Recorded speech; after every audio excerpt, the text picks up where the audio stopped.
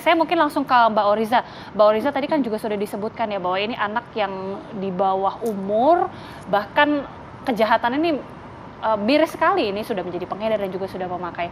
Apakah sebelumnya sudah ada kejadian-kejadian seperti ini yang mungkin ada temuan dari Mbak Oriza sendiri? Hal semacam ini memprihatinkan sekaligus menarik untuk kita pelajari bersama supaya tidak menjadi terulang kembali, terutama bagi pemirsa ya.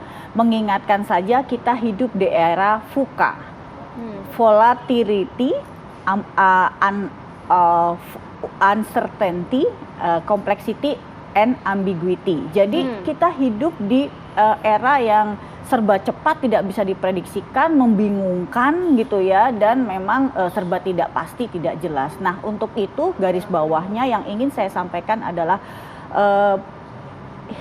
anak milenial di zaman sekarang tidak bisa kita prediksikan sesuai dengan umur kronologis lagi, bahwa 15 itu sebetulnya usia remaja awal, harusnya biasanya perilakunya seperti ini, normalnya seperti ini, karena sejatinya pada kenyataannya umur kronologis tidak akan pernah bisa sama lagi dengan umur mentalnya. Jadi mungkin kita sedang mendiskusikan anak umur 15 tahun, harusnya ya perilakunya bisa ketaker lah bahasanya, bisa diprediksikan. Seperti anak-anak sebayanya sesuai dengan umur kronologis. Nyatanya mentalnya mungkin seperti anak dewasa, orang dewasa umur 30 bisa jadi. Dalam kasus ini RD ini seperti itu pantauan atau pengamatan menurut dari saya Mbak? Seperti itu. Pergaulannya kan kita sebetulnya juga ini memberikan pandangan-pandangan, pendekatan-pendekatan dan asumsi ya. Prediksi saya jelas dia bergaul dengan orang-orang dewasa yang bukan semestinya bukan umurnya, dan orang-orang dewasa itu juga cenderung berbuat kriminal, sehingga anak ini sudah bisa dikatakan bukan kenakalan remaja lagi, tetapi kriminalitas remaja loh gitu ya. Itu satu hal.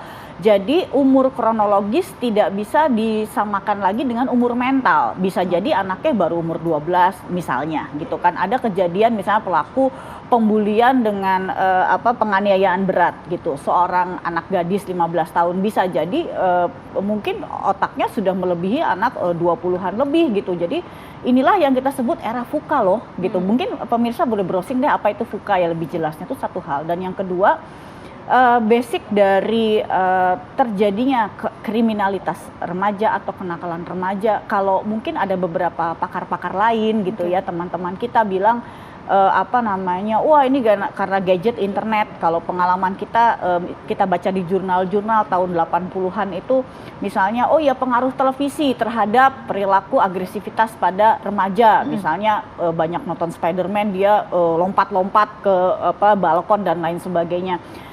Apapun itu, sebetulnya apapun yang menjadi paparan anak-anak akan tetap bisa diprediksikan, akan tetap bisa dikendalikan kalau adanya value atau nilai hidup. Ini agak beda dengan akhlak ya, beda. Akhlak itu hasil akhir, tapi kalau value adalah nilai-nilai, ya nilai hidup yang ditanamkan oleh basic circle anak-anak, yaitu sebetulnya keluarga. Nanti pasti akan menjadi perdebatan atau menjadi protes. Berarti anak-anak yang melakukan kenakalan atau kriminalitas bahkan berarti orang tuanya nggak benar dong ngedidiknya atau kurang menanamkan nilai hidup. Permasalahannya ada di faktor berikutnya, adanya gap generation. Gap generation itu mengakibatkan orang tua menjadi salah persepsi dan miskomunikasi. Jadi kita sebetulnya orang tua seringkali melakukan pola asuh model lama nih. Mengisi isi otak, kamu harus gini. Kalau 70-an 80-an boleh tuh, nggak ada internet. Bisa diterapkan untuk generasi sekarang ya, kurang lebih gitu ya. Jadi buat pemirsa yang menjadi orang tua, daripada mengisi isi otak, lebih baik sekarang mengerti isi otak, karena mungkin tanpa kita sadari isi otak anak tuh udah sejauh ini, tetapi yang kita pikir di rumah sholat, ngerjain PR, diem, diajak ngomong iya mama, iya sok atuh mama, mangga atuh mama, kita nggak akan pernah tahu. Tapi ternyata dia udah kemana-mana, berinteraksi dengan siapa-siapa. Lingkungan internal keluarga itu memiliki peran yang signifikan untuk membentuk karakter sehingga bisa mencegah hal serupa ya Mbak. Dan harus. Nah ini menarik, nanti saya akan dalami juga mengenai kenapa kemudian anak di bawah umur juga sering menjadi sasaran. Karena kan kita ngelihat kasus ini nggak cuma sekali ya. Betul. Termasuk juga saya akan nanti tanyakan ke Pak Kawian. Tidak hanya kasus ini, tapi kita berkaca dari kasus-kasus sebelumnya untuk anak di bawah umur jika terjerat kasus narkoba dengan perannya ini adalah sebagai pengedar narkoba, akankah bisa dijerat hukuman mati?